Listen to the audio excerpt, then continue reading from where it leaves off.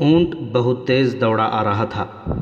جب وہ مکہ کے قریب پہنچا تو اس کے سوار نے چلانا شروع کر دیا، عزا اور حبل کی قسم، مدینہ والوں کا لشکر مرہ الظہر میں پڑاؤ کیے ہوئے ہے، اور میں نے اپنے سردار ابو سفیان کو وہاں جاتے دیکھا ہے۔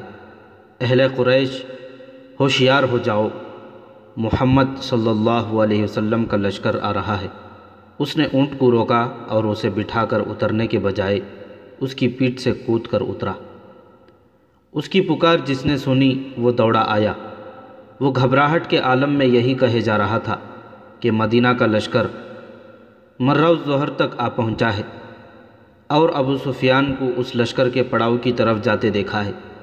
مکہ کے لوگ اس کے ارد گرد اکٹھے ہوتے چلے گئے۔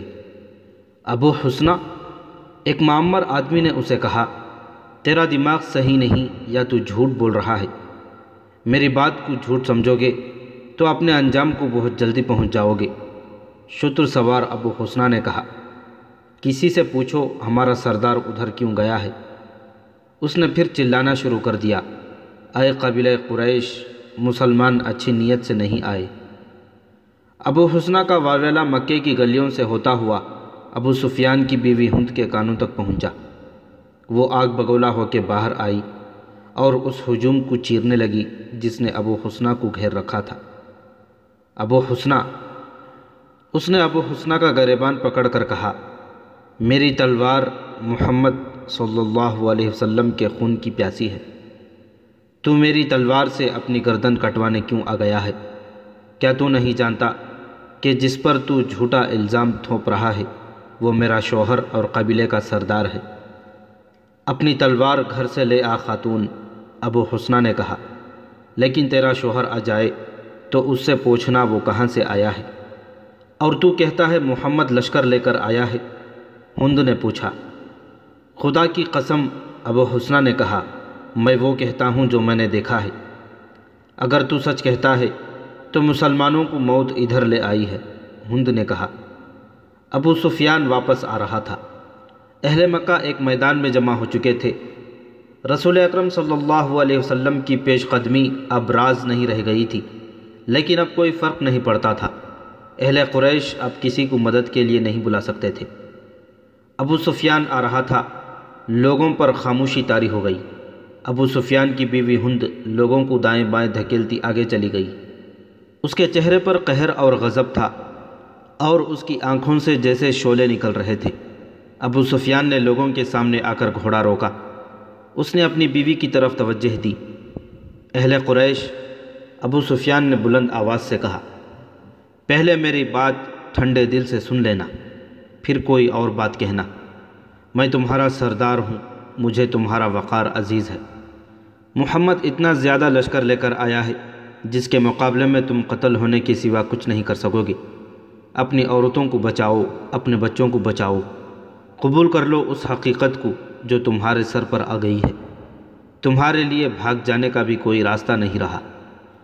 ہمیں یہ بتا ہمارے سردار، ہم کیا کریں؟ لوگوں میں سے کسی کی آواز آئی، محمد صلی اللہ علیہ وسلم کی اطاعت قبول کر لینے کے سوا اور کوئی راستہ نہیں۔ ابو سفیان نے کہا، خدا کی قسم، مسلمان ہمیں پھر بھی نہیں بخشیں گے۔ ایک اور آواز اٹھی، وہ اپنے مقتولوں کا بدلہ لیں گے، وہ سب سے پہلے تمہیں قتل کریں گے۔ احد میں تمہاری بیوی نے ان کی لاشوں کو چیرا پھاڑا تھا۔ ہند الگ کھڑی پھنکار رہی تھی، میں تم سب کی سلامتی کی ضمانت لے کر آیا ہوں۔ ابو سفیان نے کہا، میں محمد سے مل کر آ رہا ہوں۔ اس نے کہا ہے کہ تم میں سے جو میرے گھر میں آ جائیں گے وہ مسلمانوں کے جبر و تشدد سے محفوظ رہیں گے۔ کیا مکہ کے سب لوگ تمہارے گھر میں سما سکتے ہیں؟ کسی نے پوچھا۔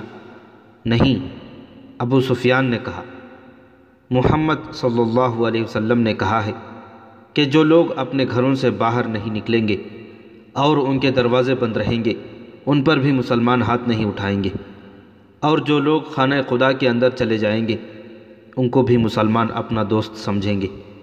وہ دشمن صرف اسے جانیں گے جو ہتھیار لے کر باہر آئے گا۔ ابو سفیان گھوڑے سے اتر آیا اور بولا، تمہاری سلامتی اسی میں ہے، تمہاری عزت اسی میں ہے کہ تم دوستوں اور بھائیوں کی طرح ان کا استقبال کرو۔ ابو سفیان قریش کے مشہور سالار اکرمہ نے للکار کر کہا، ہم اپنے قبیلے کے قاتلوں کا استقبال تلواروں اور برچھیوں سے کریں گے، ہمارے تیر ان کا استقبال مکہ سے دور رکھیں گے۔ قریش کے دوسرے دلیر اور تجربہ کار سالار صفوان نے کہا، ہمیں اپنے دیوتاؤں کی قسم، ہم دروازے بند کر کے اپنے گھروں میں بند نہیں رہیں گے۔ حالات کو دیکھو اکرمہ، ابو سفیان نے کہا۔ ہوش کی بات کرو صفوان، وہ ہم میں سے ہیں۔ آج خالد رضی اللہ تعالیٰ عنہ محمد صلی اللہ علیہ وسلم کے ساتھ جا ملا ہے، تو مت بھول کہ اس کی بہن فاختہ تمہاری بیوی ہے۔ کیا تو اپنی بیوی کے بھائی کو قتل کرے گا؟ کیا تجھے یاد نہیں رہا کہ میری بیٹی ام حبیبہ رضی اللہ تعالیٰ عنہ محمد صلی اللہ علیہ وسلم کی بیوی ہے؟ کیا تو یقین نہیں کرے گا کہ میں اپنے قبیلے کی عزت اور ناموس کی خاطر مدینہ گیا تو میری اپنی بیوی نے میری بات سننے سے انکار کر دیا تھا۔ میں محمد کے گھر میں چارپائی پر بیٹھنے لگا تو ام حبیبہ رضی اللہ تعالیٰ عنہ نے میرے نیچے سے چارپائی پر بچھی ہوئی چادر کھینچ لی تھی۔ باپ اپنی بیٹی کا دشمن نہیں ہو سکتا صفوان۔ مکہ کے لوگوں میں اکرمہ اور صفوان اور 2-3 اور آدمیوں کے سوا اور کسی کی آواز نہیں سنائی دے رہی تھی۔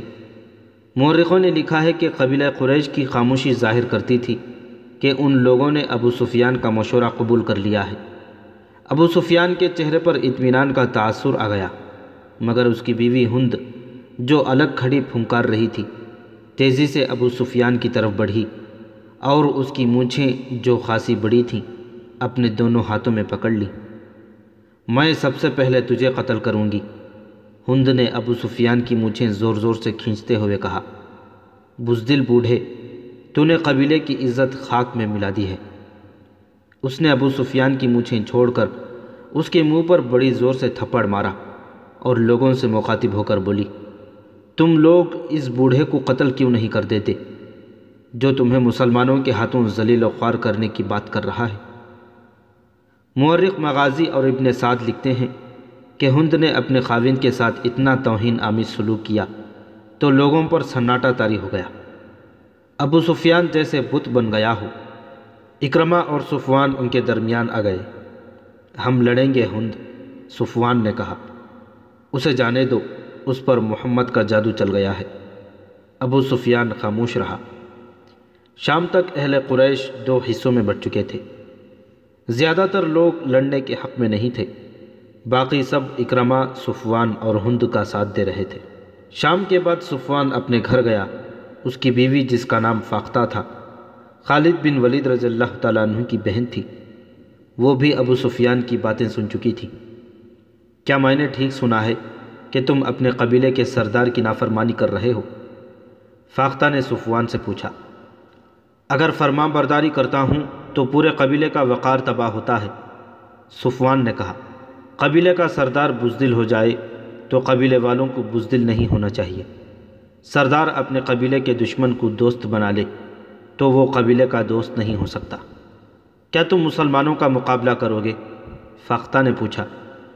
تو کیا تم یہ پسند کرو گی کہ تمہارا شوہر اپنے گھر کے دروازے بند کر کے اپنی بیوی کے پاس بیٹھ جائے اور دشمن اس کے دروازے کے سامنے دندناتا پھرے؟ کیا میرے بازو ٹوٹ گئے ہیں؟ کیا میری تلوار ٹوٹ گئی ہے؟ کیا تم اس لاش کو پسند کرو گی جو تمہارے گھر میں لائی جائے گی اور سارا قبیلہ کہے گا کہ یہ ہے تمہارے خاوند کی لاش جو بڑی بہادری سے لڑتا ہوا مارا گیا ہے؟ یا تم اس شوہر کو پسند کرو گی جو تمہارے پاس بیٹھا رہے گا اور لوگ تمہیں کہیں گے کہ یہ ہے ایک بزدل اور بے وقار آدمی کی بیوی جس نے اپنی بستی اور عبادت گاہ اپنے دشمن کے حوالے کر دی ہے؟ تم مجھے کس حال میں دیکھنا پسند کرو گی؟ میں نے تم پر ہمیشہ فخر کیا ہے صفوان، فاختہ نے کہا۔ عورتیں مجھے کہتی ہیں کہ تمہارا خاوند قبیلے کی آنکھ کا تارا ہے، لیکن اب حالات کچھ اور ہیں۔ تمہارا ساتھ دینے والے بہت تھوڑے ہیں۔ سنا ہے مدینہ والوں کی تعداد بہت زیادہ ہے اور اب میرا بھائی خالد بھی ان کے ساتھ ہے۔ تم جانتے ہو وہ لڑنے مرنے والا آدمی ہے۔ کیا تم مجھے اپنے بھائی سے ڈرا رہی ہو فاختہ؟ نہیں، فاختہ نے کہا۔ مجھے خالد مل جاتا تو میں اسے بھی یہی کہتی جو میں تمہیں کہہ رہی ہوں۔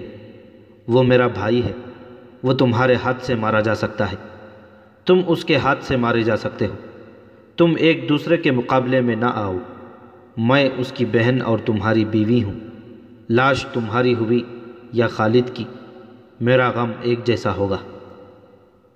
یہ کوئی عجیب بات نہیں فاختہ، صفوان نے کہا، دشمنی ایسی پیدا ہو گئی ہے کہ باپ بیٹے کا اور بھائی بھائی کا دشمن ہو گیا ہے۔ اگر میں تمہارے رشتے کا خیال رکھوں تو تم میرے رشتے کا خیال نہ رکھو۔ فاختہ نے اس کی بات کاٹتے ہوئے کہا، قبیلے کا سردار تمہیں کہہ رہا ہے کہ لڑائی نہیں ہوگی، محمد صلی اللہ علیہ وسلم کی اطاعت قبول کر لیں گے، پھر تم لڑائی کا ارادہ ترک کیوں نہیں کر دیتے؟ تمہارے ساتھ بہت تھوڑے آدمی ہوں گے۔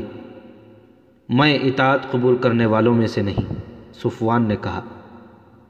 پھر میری ایک بات مان لو، فاختہ نے کہا، خالد کے آمنے سامنے نہ آنا، اسے میری ماں نے جنم دیا ہے، ہم دونوں نے ایک ماں کا دودھ پیا ہے، وہ جہاں کہیں بھی ہے، بہن یہی سننا چاہتی ہے کہ اس کا بھائی زندہ ہے، میں بیوہ بھی نہیں ہونا چاہتی صفوان۔ پھر اپنے بھائی سے جا کے کہو کہ مکہ کے قریب نہ آئے، صفوان نے کہا، وہ میرے سامنے آئے گا تو ہمارے رشتے ختم ہو جائیں گے۔ فاختہ کے آنسو صفوان کے ارادوں کو ذرا سا بھی متزلزل نہ کر سکے۔ رسول اکرم صلی اللہ علیہ وسلم نے ایک اور انتظام کیا۔ آپ صلی اللہ علیہ وسلم نے چند ایک آدمی مختلف بحروپوں میں مکہ کے ارد گرد چھوڑ رکھے تھے۔ ان کا کام یہ تھا کہ مکہ سے کوئی آدمی باہر نکل کر کہیں جاتا نظر آئے تو اسے پکڑ لیں۔ جاسوسی کا یہ اہتمام اس لیے کیا گیا تھا کہ قریش اپنے دوست قبیلوں کو مدد کے لیے نہ بلا سکے۔ دوسرے ہی دن 2 شتر سواروں کو پکڑا گیا جو عام سے مسافر معلوم ہوتے تھے، انہیں مسلمانوں کے پڑاؤ میں لے جایا گیا۔ 1-2 دھمکیوں سے ڈر کر انہوں نے اپنی اصلیت ظاہر کر دی۔ ان میں سے ایک یہودی تھا اور دوسرا قریش قبیلے کا۔ وہ مکہ سے چند میل دور رہنے والے قبیلے بنو بکر کے ہاں یہ اطلاع لے کر جا رہے تھے کہ مسلمان مرہ الظہر میں پڑاؤ کیے ہوئے ہیں۔ بنو بکر کو پیغام بھیجا جا رہا تھا کہ وہ مسلمانوں پر شبخون ماریں اور 2 اور قبیلوں کو بھی اپنے ساتھ ملا لیں۔ پیغام میں یہ بھی تھا کہ مسلمان مکے کو محاصرے میں لیں تو بنو بکر اور دوسرے قبیلے عقب سے ان پر حملہ کر دیں۔ ان سے پوچھا گیا کہ مکہ میں لڑائی کی تیاریاں کس پیمانے پر ہو رہی ہیں۔ انہوں نے بتایا کہ ابو سفیان لڑائی نہیں چاہتا اور مکہ والوں کی اکثریت اس کے ساتھ ہے، صرف اکرمہ اور صفوان لڑیں گے، لیکن ان کے ساتھ بہت تھوڑے آدمی ہیں۔ ان دونوں آدمیوں کو ابو سفیان نے نہیں، اکرمہ اور صفوان نے بھیجا تھا۔ رسول کریم صلی اللہ علیہ وسلم نے اپنے سالاروں وغیرہ سے کہا کہ مکہ میں یہ فرض کر کے داخل ہوا جائے گا کہ قریش شہر کے دفاع میں لڑیں گے۔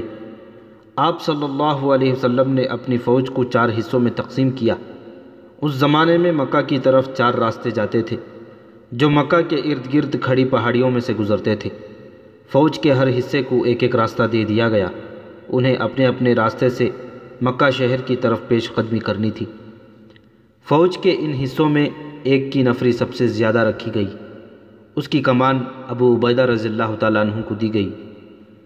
حضرت رسول کریم صلی اللہ علیہ وسلم کو اس دستے کے ساتھ رہنا تھا۔ ایک حصے کی کمان علی رضی اللہ تعالیٰ عنہ کے پاس تھی، ایک کے کمانڈر زبیر رضی اللہ تعالیٰ عنہ تھے اور چوتھے حصے کی کمان خالد رضی اللہ تعالیٰ عنہ کے پاس تھی۔ مورخوں نے لکھا ہے کہ اس اسکیم میں غیر معمولی دانش کار فرما تھی۔ 4 سمتوں سے پیش قدمی کا مقصد یہ تھا کہ مکہ کے دفاعی دستوں کو 4 حصوں میں بکھیر دیا جائے۔ اگر وہ مسلمانوں کی پیش قدمی کو کسی 1 یا 2 راستوں پر روک بھی لیں تو دوسرے دن آگے بڑھ کر شہر میں داخل ہو سکیں۔ اس کے علاوہ فوج کی اس تقسیم کا مقصد یہ بھی تھا کہ قریش اگر دفاع میں نہ لڑیں تو وہ کسی راستے سے بھاگ بھی نہ سکیں۔ رسول اکرم صلی اللہ علیہ وسلم اس اسکیم کے علاوہ جو احکام دیے وہ یہ تھے کہ قریش دفاع میں نہ لڑیں تو ان پر ہاتھ نہ اٹھایا جائے، امن کا جواب پرامن طریقے سے دیا جائے، اگر کہیں جھڑپ ہو جائے تو زخمیوں کو قتل نہ کیا جائے بلکہ ان کی مرہم پٹی اور دیکھ بھال کی جائے، لڑنے والوں میں جو پکڑا جائے اس پر تشدد نہ کیا جائے، نہ اسے قتل کیا جائے اور اسے جنگی قیدی بھی نہ سمجھا جائے، اور ان میں سے کوئی بھاگ نکلے تو اسے بھاگ جانے دیا جائے۔ اسلامی لشکر کے چاروں حصوں کو پیش قدمی کا حکم دے دیا گیا۔ 20 رمضان المبارک 8 ہجری 11 جنوری 630 عیسوی کا دن تھا۔ اسلامی لشکر کے 3 حصے اپنے راستوں سے گزر کر مکے میں داخل ہو گئے تھے۔ کسی طرف سے ان پر ایک بھی تیر نہ آیا، شہر کا کوئی دفاع نہ تھا، قریش کی کوئی تلوار نیام سے نہ نکلی۔ لوگ گھروں میں بند رہے، کسی کسی مکان کی چھت پر کوئی عورت یا بچے کھڑے نظر آتے تھے۔ مسلمان چوکنے تھے۔ شہر کا سکوت مشکوک اور ڈراؤنا تھا۔ ایسے لگتا تھا جیسے اس سکوت سے طوفان اٹھنے والا ہو۔ شہر سے کوئی طوفان نہ اٹھا۔ طوفان اٹھانے والے 2 آدمی تھے، ایک اکرمہ، دوسرا صفوان۔ دونوں شہر میں نہیں تھے۔ کئی اور آدمی شہر میں نہیں تھے۔ وہ قریب ہی کہیں چھپے ہوئے تھے۔ وہ رات کو باہر نکل گئے تھے۔ ان کے ساتھ تیر انداز بھی تھے۔ یہ ایک جیش تھا جو اس پہاڑی راستے کے قریب جا پہنچا تھا جو خالد کے دستے کی پیش قدمی کا راستہ تھا۔ اکرمہ اور صفوان کو معلوم نہیں تھا کہ اس اسلامی دستے کے قائد خالد ہیں۔ اکرمہ اور صفوان کا ایک آدمی کہیں بلندی پر تھا۔ اس نے خالد کو پہچان لیا اور اوپر سے دوڑتا نیچے گیا۔ اے صفوان، اس آدمی نے صفوان سے کہا، کیا تو ہمیں اجازت دے گا کہ تیری بیوی کے بھائی کو ہم قتل کر دیں؟ میری آنکھیں دھوکہ نہیں کھا سکتی۔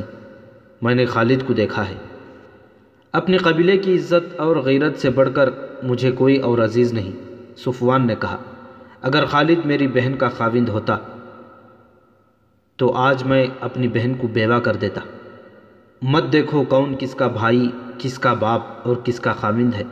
اکرمہ نے کہا، خالد میرا بھی کچھ لگتا ہے، لیکن آج وہ میرا دشمن ہے۔ خالد رضی اللہ تعالیٰ عنہ کا دستہ اور آگے آیا تو اس پر تیروں کی پہلی بوچھاڑ آئی۔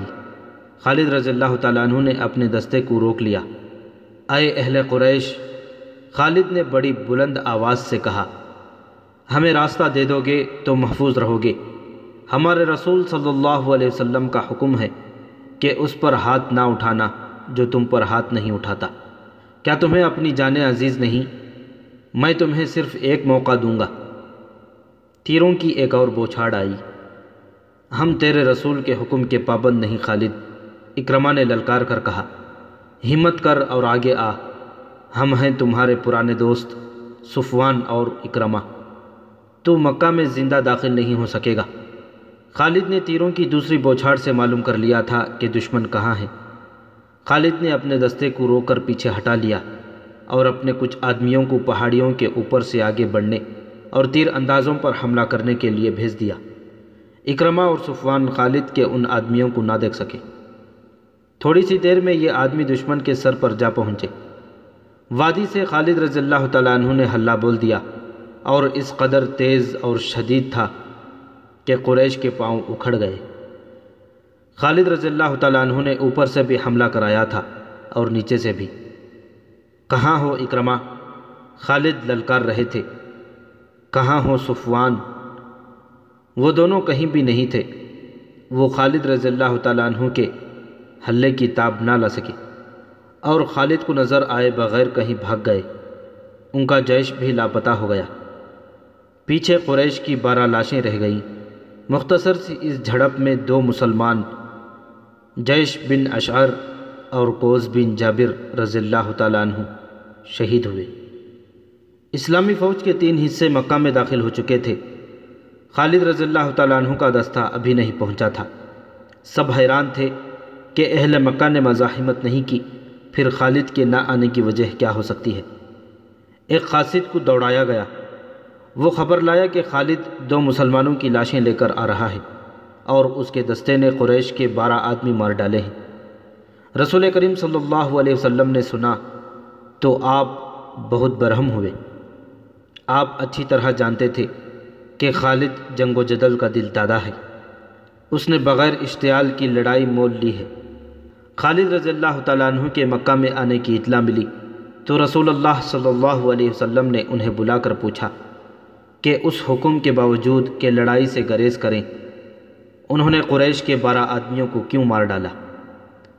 خالد رضی اللہ تعالیٰ عنہ نے حضور اکرم صلی اللہ علیہ وسلم کو بتایا کہ اکرمہ اور صفوان کے ساتھ قریش کے متعدد آدمی تھے جنہوں نے ان پر تیر برسائے۔ خالد رضی اللہ تعالیٰ عنہ نے یہ بھی بتایا کہ انہوں نے اکرمہ اور صفوان کو ایک موقع دیا تھا، لیکن انہوں نے تیروں کی ایک اور بوچھاڑ پھینک دی۔ رسول خدا صلی اللہ علیہ وسلم نے ابو سفیان سے پوچھا کہ اکرمہ اور صفوان کہاں ہیں؟ ابو سفیان نے بتایا کہ وہ مکہ کے دفاع میں لڑنے کے لیے چلے گئے تھے۔ رسول خدا صلی اللہ علیہ وسلم کو یقین ہو گیا کہ لڑائی خالد نے شروع نہیں کی تھی، مکہ پر مسلمانوں کا قبضہ ہو چکا تھا۔ رسول اکرم صلی اللہ علیہ وسلم مکہ میں داخل ہوئے تو آپ صلی اللہ علیہ وسلم کے ہمراہ اسامہ بن زید، بلال اور عثمان بن طلحہ رضی اللہ تعالیٰ عنہ اجمعین تھے۔ رسول کریم صلی اللہ علیہ وسلم کو مکہ سے ہجرت کر کے مدینہ کو گئے 7 سال گزر چکے تھے۔ آپ نے مکہ کے در و دیوار کو دیکھا، وہاں کے لوگوں کو دیکھا، دروازوں میں اور چھتوں پر کھڑی عورتوں کو دیکھا، بہت سے چہرے شناسا تھے۔ آپ گزرتے چلے گئے اور کعبہ میں داخل ہوئے، 7 مرتبہ بیت اللہ کا طواف کیا اور اللہ کا شکر ادا کیا۔ اب مکہ میں کسی کو اتنی ہمت نہیں پڑتی تھی کہ آپ صلی اللہ علیہ وسلم کو جادوگر کہے یا آپ پر بھکتی کسے۔ اہل قریش چہروں پر خوف و ہراس کے تاثرات لیے اپنے انجام کے منتظر کھڑے تھے۔ عربوں کے ہاں اپنی بے عزتی اور قتل کے انتقام کا رواج بڑا بھیانک تھا۔ رسول اللہ صلی اللہ علیہ وسلم نے حکم دے دیا تھا کہ جو امن قائم رکھیں گے ان کے ساتھ پرامن سلوک کیا جائے گا۔ اس کے باوجود قریش ڈرے ہوئے سہمے ہوئے تھے۔ اہل قریش حضور اکرم صلی اللہ علیہ وسلم نے لوگوں کے سامنے رک کر پوچھا، خود بتاؤ تمہارے ساتھ کیا سلوک ہو؟ لوگوں کی آوازیں بلند ہوئیں، وہ خیر اور بخشش کے طلبگار تھے۔ اپنے گھروں کو جاؤ۔ حضور اکرم صلی اللہ علیہ وسلم نے کہا، ہم نے تمہیں بخش دیا ہے۔ رسول اللہ صلی اللہ علیہ وسلم کی حیات مقدسہ کی عظیم گھڑی تو وہ تھی جب آپ صلی اللہ علیہ وسلم نے کعبہ میں رکھے ہوئے بتوں کی طرف توجہ دی۔ بتوں کی تعداد 360 تھی۔ ان میں ایک بت حضرت ابراہیم علیہ السلام کا بھی تھا۔ اس بت کے ہاتھوں میں تیر تھے۔ ان تیروں سے بت خانے کے پیشوا فال نکالا کرتے تھے۔ حضور اکرم صلی اللہ علیہ وسلم کے ہاتھ میں ایک موٹی اور مضبوط لاٹھی تھی۔ آپ صلی اللہ علیہ وسلم نے اس لاٹھی سے بت توڑنے شروع کر دیے۔ آپ اپنے جد امجد حضرت ابراہیم علیہ السلام کی سنت کو زندہ کر رہے تھے۔ آپ صلی اللہ علیہ وسلم بت توڑتے جاتے اور بلند آواز سے کہتے جاتے، حق آیا، باطل چلا گیا، بے شک باطل کو چلے جانا تھا۔ مورخ لکھتے ہیں کہ ایسا لگتا تھا جیسے یہ صدائیں حضور اکرم صلی اللہ علیہ وسلم کی لاٹھی کی ہر ضرب سے کعبے کی دیواروں سے اٹھ رہی ہو۔ کعبے سے بتوں کے ٹکڑے اٹھا کر باہر پھینک دیے گئے اور کعبہ عالم اسلام کی عبادت گاہ بن گیا۔ اس کے بعد آپ صلی اللہ علیہ وسلم نے مکہ کے انتظامی امور کی طرف توجہ دی۔ قریش اور دیگر قبائل کے لوگ قبول اسلام کے لیے آتے رہے۔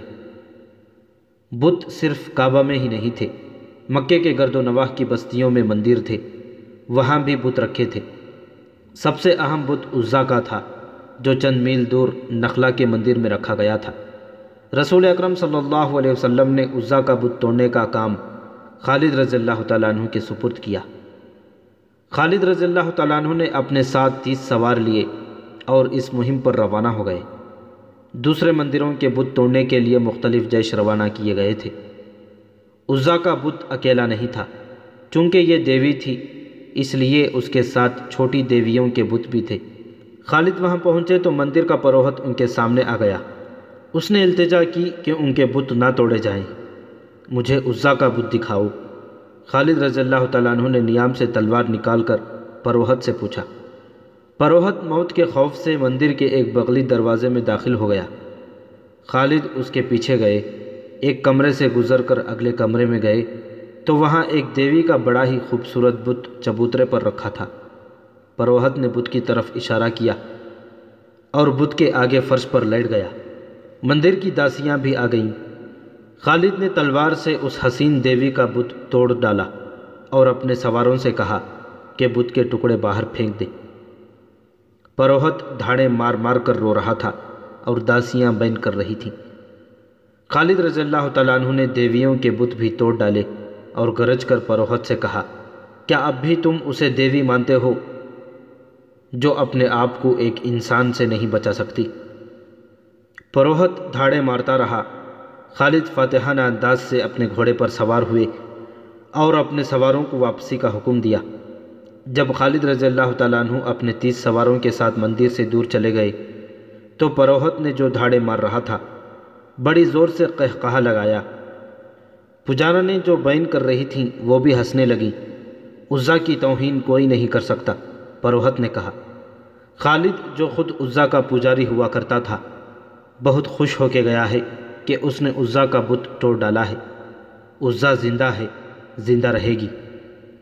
یا رسول اللہ صلی اللہ علیہ وسلم، خالد رضی اللہ تعالیٰ عنہ نے حضور اکرم صلی اللہ علیہ وسلم کو اطلاع دی، میں عزا کا بت توڑ آیا ہوں۔ کہاں تھا یہ بت؟ رسول اکرم صلی اللہ علیہ وسلم نے پوچھا۔ خالد نے وہ مندر اور اس کا وہ کمرہ بتایا جہاں انہوں نے بت دیکھا اور توڑا تھا۔ تم نے عزا کا بت نہیں توڑا خالد، رسول کریم صلی اللہ علیہ وسلم نے کہا، واپس جاؤ اور اصلی بت توڑ کر آؤ۔ مورخ لکھتے ہیں کہ عزا کے 2 بت تھے، ایک اصلی جس کی پوجا ہوتی تھی، دوسرا نقلی۔ یہ غالباً مسلمانوں کو دھوکہ دینے کے لیے بنایا گیا تھا۔ خالد کا خون کھولنے لگا۔ انہوں نے اپنے سواروں کو ساتھ لیا اور نخلا کو روانہ ہو گئے۔ مندر کے پروہت نے دور سے گھوڑ سواروں کو آتے دیکھا تو اس نے مندر کے محافظوں کو بلایا۔ وہ پھر آ رہے ہیں، پروہت نے کہا۔ انہیں کسی نے بتا دیا ہوگا کہ اصلی بت ابھی مندر میں موجود ہے۔ کیا تم عزا کی عزت کی حفاظت کرو گے؟ اگر کرو گے تو عزا دیوی تمہیں مالا مال کر دے گی۔ کچھ سوچ کر بات کر مقدس پیشوا، ایک محافظ نے کہا، کیا ہم 2-3 آدمی اتنے زیادہ گھڑ سواروں کا مقابلہ کر سکتے ہیں؟ اگر عزا دیوی ہے تو یہ اپنے آپ کو ضرور بچا لے گی، ایک اور محافظ نے کہا۔ اس کے لہجے میں طنز تھی۔ کہنے لگا، دیوی دیوتا انسانوں کی حفاظت کیا کرتے ہیں، انسان دیوتاؤں کی حفاظت نہیں کیا کرتے۔ پھر عزا اپنی حفاظت خود کرے گی، پروہت نے کہا۔ خالد رضی اللہ تعالیٰ عنہ کے گھوڑے قریب آ گئے تھے۔ محافظ مندر کے پجاریوں کو ساتھ لے کر بھاگ گئے۔ پروہت کو یقین تھا کہ اس کی دیوی اپنے آپ کو مسلمانوں سے بچا لے گی۔ اس نے ایک تلوار لی اور اسے عزا کے گلے میں لٹکا دیا۔ پروہت مندر کے پچھلے دروازے سے نکلا اور بھاگ گیا۔ خالد رضی اللہ تعالیٰ عنہ مندر میں آ پہنچے اور تمام کمروں میں عزا کا بت ڈھونڈنے لگے۔ انہیں ایک بڑا ہی خوشنما کمرہ نظر آیا۔ اس کے دروازے میں کھڑے ہو کر دیکھا، عزا کا بت سامنے چبوترے پر رکھا تھا، اس کے گلے سے تلوار لٹک رہی تھی۔ یہ بت ویسا ہی تھا جیسا خالد رضی اللہ تعالیٰ عنہ پہلے توڑ گئے تھے۔ اس بت کے قدموں میں لوبان جل رہا تھا۔ کمرے کی سجاوٹ اور خوشبو سے پتہ چلتا تھا کہ یہ عبادت کا کمرہ ہے۔ خالد نے دہلیز سے آگے قدم رکھا تو سانولے رنگ کی ایک جوان عورت جو بالکل برہنہ تھی خالد کے سامنے آ رکی۔ وہ رو رہی تھی اور فریادیں کرتی تھی کہ بت کو نہ توڑا جائے۔ مورخ لکھتے ہیں کہ یہ عورت خالد کے ارادے کو متزلزل کرنے کے لیے برہنہ ہو کے آئی تھی، اور اس کے رونے کا مقصد خالد کے جذبات پر اثر ڈالنے کے سوا اور کیا ہو سکتا تھا۔ خالد آگے بڑھے تو اس عورت نے بازو پھیلا کر خالد کا راستہ روک لیا۔ خالد رضی اللہ تعالیٰ عنہ نے نیام سے تلوار نکالی اور اس عورت پر ایسا زوردار وار کیا کہ اس کا ننگا جسم 2 حصوں میں کٹ گیا۔ خالد رضی اللہ تعالیٰ عنہ غصے سے بھپرے ہوئے بت تک پہنچ گئے اور اس کے کئی ٹکڑے کر دیے۔ طاقت اور خوشحالی کی دیوی اپنے آپ کو ایک انسان سے نہ بچا سکی۔ خالد رضی اللہ تعالیٰ عنہ مندر سے نکل کر گھوڑے پر سوار ہوئے اور ایڑ لگائی۔ ان کے سوار ان کے پیچھے جا رہے تھے۔ مکہ پہنچ کر خالد رضی اللہ تعالیٰ عنہ رسول اکرم صلی اللہ علیہ وسلم کے حضور پہنچے۔ یا رسول اللہ صلی اللہ علیہ وسلم، خالد رضی اللہ تعالیٰ عنہ نے کہا، میں عزا کا بت توڑ آیا ہوں۔ ہاں خالد، رسول اللہ صلی اللہ علیہ وسلم نے کہا، اب تم نے عزا کا اصلی بت توڑا ہے، اب اس خطے میں بت پرستی نہیں ہوگی۔ قریش کا مشہور اور جوشیلا سالار اکرمہ مکہ کے راستے میں خالد کے خلاف آخری معرکہ لڑ کر روپوش ہو گیا تھا۔ اس نے اور صفوان نے اپنے قبیلے کے سردار کی حکم عدولی کی تھی۔ اسے اپنا انجام بہت برا نظر آ رہا تھا۔ اسے یہ بھی معلوم تھا کہ رسول کریم صلی اللہ علیہ وسلم بھی اس کی یہ خطا نہیں بخشیں گے کہ اس نے اسلامی فوج کے ایک دستے پر حملہ کیا اور اس دستے کے 2 آدمی شہید کر دیے تھے۔ اکرمہ کی بیوی مکہ میں تھی۔ تاریخوں میں واضح اشارہ ملتا ہے کہ رسول کریم صلی اللہ علیہ وسلم نے فتح مکہ کے بعد قریش کی 4 عورتوں اور 4 آدمیوں کے قتل کا حکم دیا تھا۔ انہوں نے مسلمانوں کو بہت زیادہ تکلیفیں پہنچائی تھیں اور مسلمانوں کے خلاف سازشیں تیار کی تھیں۔ انہیں مرتد کہا گیا تھا۔ ان میں ہند اور اکرمہ کے نام خاص طور پر قابل ذکر ہیں۔ ابو سفیان کی بیوی ہند ہر اس انسان کے خون کی پیاسی ہو جاتی تھی جو اسلام قبول کر لیتا تھا۔ اکرمہ کی بیوی مکہ میں تھی۔ فتح مکہ کے 2-3 روز بعد ایک آدمی اکرمہ کے گھر آیا۔ میں تمہارے لیے اجنبی ہوں بہن، اس شخص نے اکرمہ کی بیوی سے کہا۔ اکرمہ میرا دوست ہے، میں قبیلہ بنو بکر کا آدمی ہوں۔ تمہیں معلوم ہوگا کہ اکرمہ اور صفوان نے مسلمانوں کا راستہ روکنے کی کوشش کی تھی، لیکن اس کے ساتھ بہت تھوڑے آدمی تھے۔ اس کا مقابلہ خالد سے تھا جو تجربہ کار جنگجو ہے، اور اس کے ساتھ آدمی بھی بہت زیادہ تھے۔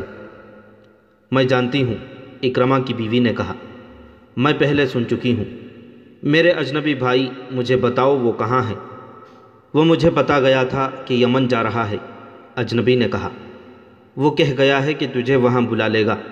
مجھے یہ بھی معلوم ہے کہ وہ کس کے پاس گیا ہے۔ میں تجھے یہی بتانے آیا تھا، وہ واپس نہیں آئے گا۔ اسے یہاں آنا بھی نہیں چاہیے، اکرمہ کی بیوی نے کہا۔ وہ آ گیا تو اسے قتل کر دیا جائے گا۔ تم تیار رہنا، اجنبی نے کہا۔ اس کا پیغام آئے گا تو میں تمہیں اس کے پاس پہنچا دوں گا۔ تم اس کے پاس پہنچ جاؤ گی تو وہ تمہیں ساتھ لے کر حبشہ کو چلا جائے گا۔ اجنبی اسے اپنی بستی کا اور اپنا نام بتا کر چلا گیا۔ 2 روز بعد اکرمہ کی بیوی بنو بکر کی بستی میں گئی اور اس آدمی سے ملی جس نے اسے اکرمہ کا پیغام دیا تھا۔ کیا تو اکرمہ کے پاس جانے کو آئی ہے؟ اکرمہ کے دوست نے پوچھا۔ میں اسے واپس لانے کے لیے جا رہی ہوں، اکرمہ کی بیوی نے کہا۔ کیا تو نہیں جانتی کہ وہ آیا تو اسے قتل کر دیا جائے گا؟ اسے قتل نہیں کیا جائے گا، اکرمہ کی بیوی نے کہا۔ میں نے اسلام قبول کر لیا ہے اور رسول اللہ صلی اللہ علیہ وسلم نے میری فریاد پر میرے شوہر کو معاف کر دیا ہے۔ کیا تو نے محمد صلی اللہ علیہ وسلم کو اللہ کا رسول مان لیا ہے؟ ہاں، مان لیا ہے۔ محمد نے تمہارے ساتھ سودا کیا ہوگا، اکرمہ کے دوست نے کہا۔ اس نے تمہارے آگے یہ شرط رکھی ہوگی کہ تم اور اکرمہ اسلام قبول کر لو تو؟ نہیں، اکرمہ کی بیوی نے کہا۔ محمد صلی اللہ علیہ وسلم نے جو اللہ کے بھیجے ہوئے رسول ہیں، میرے ساتھ ایسا کوئی سودا نہیں کیا، اور محمد صلی اللہ علیہ وسلم ان میں سے نہیں جو سودا کر کے اپنی بات منوایا کرتے ہیں۔ میں وہاں اپنے شوہر کی جان بخشی کی فریاد لے کر گئی تھی۔ یہ وہی محمد ہیں جنہیں میں بڑی اچھی طرح جانتی تھی، لیکن اب میں نے آپ کو دیکھا تو میں نے دل سے کہا کہ یہ وہ محمد نہیں جو کبھی ہم میں سے تھے، یہ محمد جن کے پاس میں اب فریاد لے کر گئی تھی۔ آپ صلی اللہ علیہ وسلم کی آنکھوں میں مجھے کوئی ایسی چیز نظر آئی جو کسی اور انسان میں نہیں ہوتی۔ مجھے ڈر تھا کہ محمد صلی اللہ علیہ وسلم جو اللہ کے رسول ہیں کہیں گے کہ یہ اکرمہ کی بیوی ہے، اسے یرغمال بنا کر رکھو تاکہ اکرمہ آ جائے اور اسے قتل کر دیا جائے۔ لیکن آپ نے مجھے ایک مجبور عورت جان کر عزت سے بٹھایا۔ میں نے فریاد کی کہ فتح آپ کی ہے، میرے بچوں کو یتیم نہ کریں، میرے شوہر کی بدعہدی کی سزا مجھے اور میرے بچوں کو نہ دیں۔ آپ نے کہا، میں نے اکرمہ کو معاف کیا۔ میں نے محمد الرسول اللہ صلی اللہ علیہ وسلم کا ہاتھ چوم لیا، اور معلوم نہیں وہ کون سی طاقت تھی جس نے مجھے کہلوایا۔ میں نے تسلیم کیا کہ محمد اللہ کا رسول ہے۔ اب میں اس خدا کو مانتی ہوں جس نے محمد صلی اللہ علیہ وسلم کو رسالت دی ہے۔ اور تو مسلمان ہو گئی؟ اکرمہ کے دوست نے کہا۔ ہاں، اکرمہ کی بیوی نے کہا، میں مسلمان ہو گئی۔ مجھے اس کے پاس لے چل میرے شوہر کے دوست، میں اسے واپس